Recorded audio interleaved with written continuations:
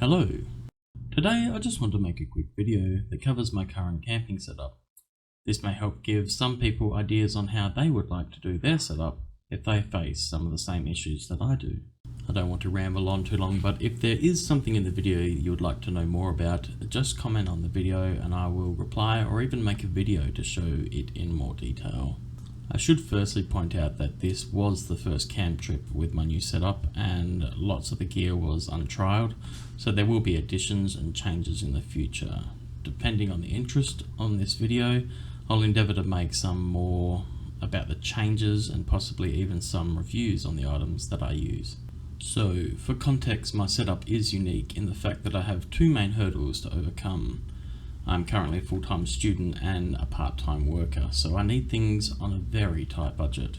Secondly, my vehicle, in this case my MR Triton, is my daily driver to school and work, so it is undesirable to be loaded down with camping gear, rooftop tents, roof racks.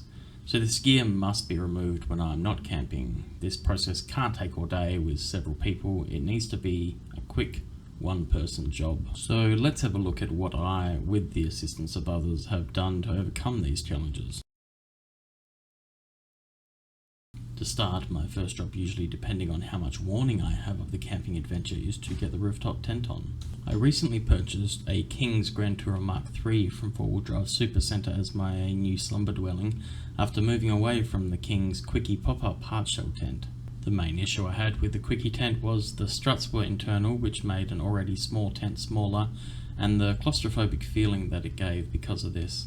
It was also a little flimsy for my liking, but altogether a good value for the price when compared to other items in the market. The new Grand Tourer was nice to sleep in and a huge step up in ease and comfort from the Quickie tent. To get this item on, I use a pulley system that is mounted in my carport that winches the tent off the support beams and lowers it down onto my tub rack on the back of my ute. When it's low enough, it's just a case of navigating the tent mounts close to the bolt holes on the roof rack, then lower the rest of the way. I firstly get the back bolts in, so the front ones go down nicely when I lower it all the way. Then it's just as simple as 4 bolts and nuts to tighten, and the rooftop tent is secured to the tub rack. I then remove the straps that lift it up into the rafters. I should note that if you are mounting to a ute, do not mount the tub to the cabin. These two need to be independent from each other. You may be thinking I've mounted the rooftop tent the wrong way, as the hinges are generally at the front of the tent, which brings me to my next item. I stole an idea from a camping companion who had a roof rack atop his cabin to enter their tent, and I thought what a brilliant idea to be able to fully stand to take shoes off or stretch before heading out of the tent. It basically gives your rooftop tent a balcony, adding an extra star of luxury to its rating. So, I take the Rhino roof rack out of its storage location and prepare it for installation. I have Rhino rack quick tighten clamps. Although they are a little bit more expensive than if you went to a hardware store, it wouldn't be far off buying the parts individually, plus they are suited to the task. I loosen one pair of the clamps and completely remove both clamps on the other side. I then slide it onto the roof bars and slip the loosened side over the roof bar ends and tighten. Then take the removed clamps and attach the other side. Then a quick shake to make sure it's sturdy and not moving. You've probably noticed the metal plating on the rack. This is so it can be walked on barefoot, which you couldn't do with just the mesh.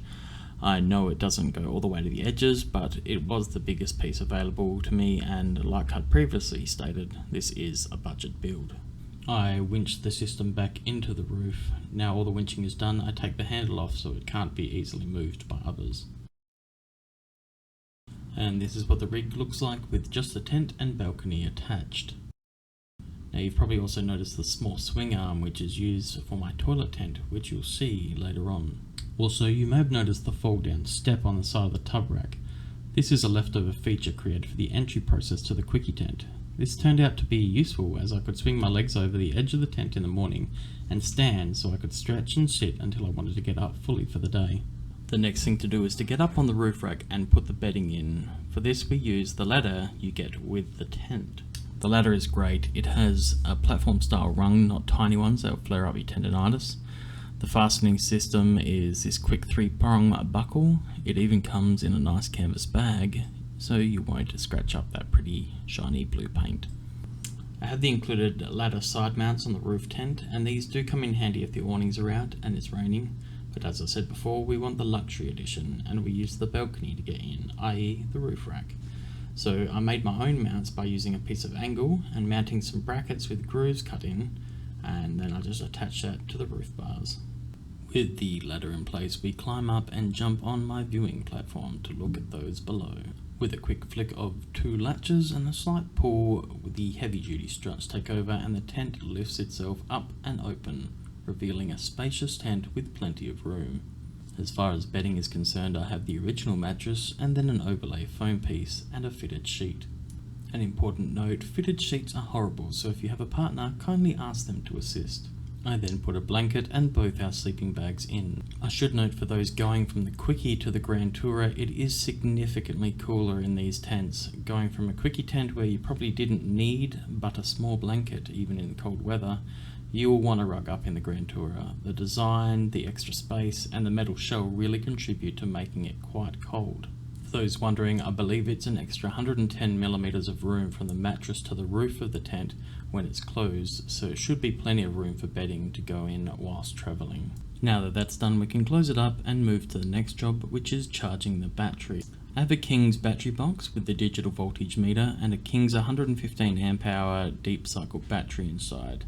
Now this only runs my fridge and 4 LED bars inside the tent, and at the end of 2 full days of camping this time, it was still at 12.9 volts, so it does actually hold charge quite well. I did have a bit of an issue with the battery box tipping, which isn't good for the battery, so we made a simple board with 2 cupboard handles and a cam buckle strap to hold it down and keep it from tipping. I put the battery on charge and leave it for a bit. It doesn't take too long to be ready. When it is, I unclamp it and put it in the back of the ute, remembering to put a small ocky strap over it so I can pretend it's actually doing something to hold it in place. Next is to get the other items ready, which includes the fridge. If you don't already, you use your mains power adapter to cool your fridge before its use on the battery. So we start by going to the pile of stored camp equipment and getting my dolly trolley ready for loading.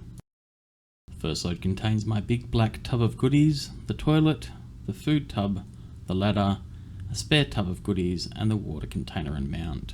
In the black tub of goodies we have things like chopping boards, hatchets, billies, toasters, plates, basins, my cast iron camp oven and burner, and many more. Also have 2 plastic tubs, one with utensils and enamel mugs, the other with consumables like soaps and sprays. Next is the toilet. I got the King's canvas cover because it had the PVC bottom if it gets wet. It also unzips low, so you could keep it in the toilet bag and do an easy pack up when ready. This allows you to still operate it when it's unzipped but still in the bag.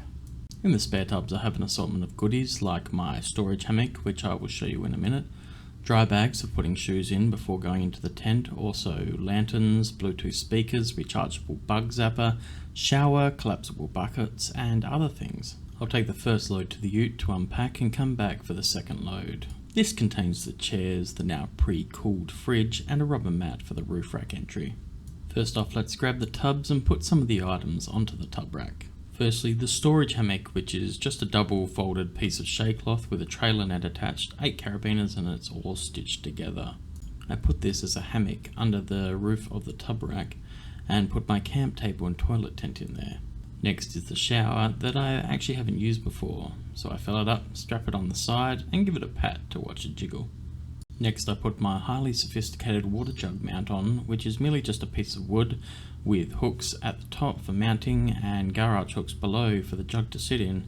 I then have a cam buckle strap attached to hold it onto the mount.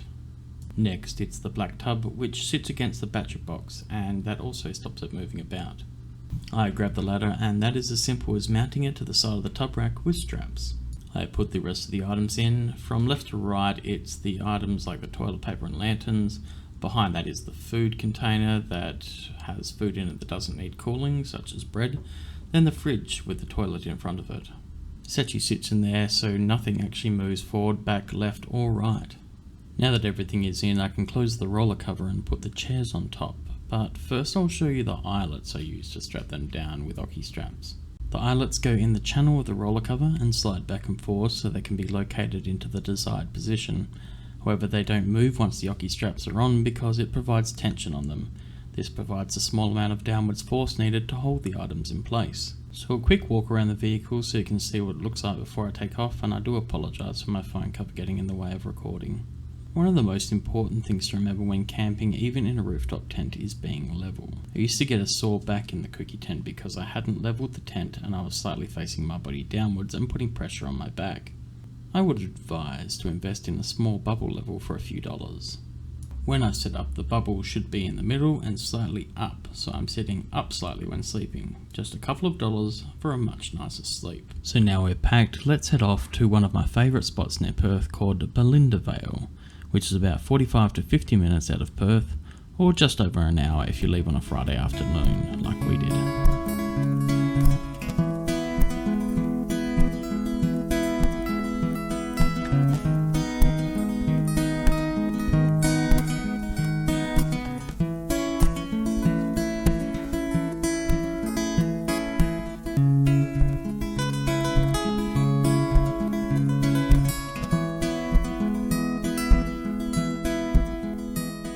So now we're here and set up, you can see how it looks while we are camping. I have a lantern at the back and two collapsible buckets. One is for rubbish and the other for dirty dishes for the nightly washing up.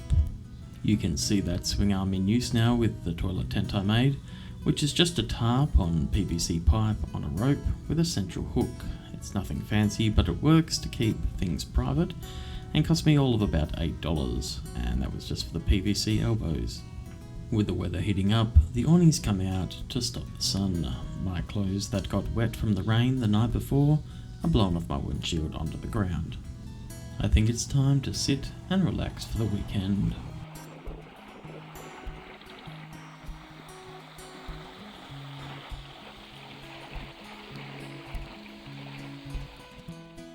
While I'm up here in the drone, I might try to point out some camp spots at Belinda Vale. I may get them wrong, but it should help those who want to know where each one is if they're deciding to maybe come stay here at some point.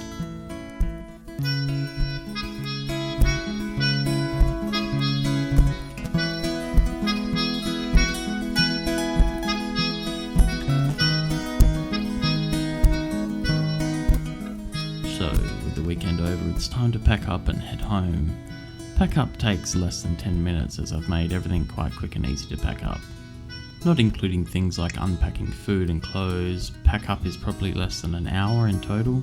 That's roof racks off, tent off, items in stores, bedding out and inside to unpack and wash clothes. With everything away, now my vehicle is ready for the week ahead and it isn't weighed down with stuff. It drives nicer, handles better, and is better on fuel. So that concludes the video. I hope the video was interesting and helpful. I may do more videos as additional items are added that fit within my aims, those aims being speed and convenience of setup and pack up, with the addition that the items are compliant with a tighter budget.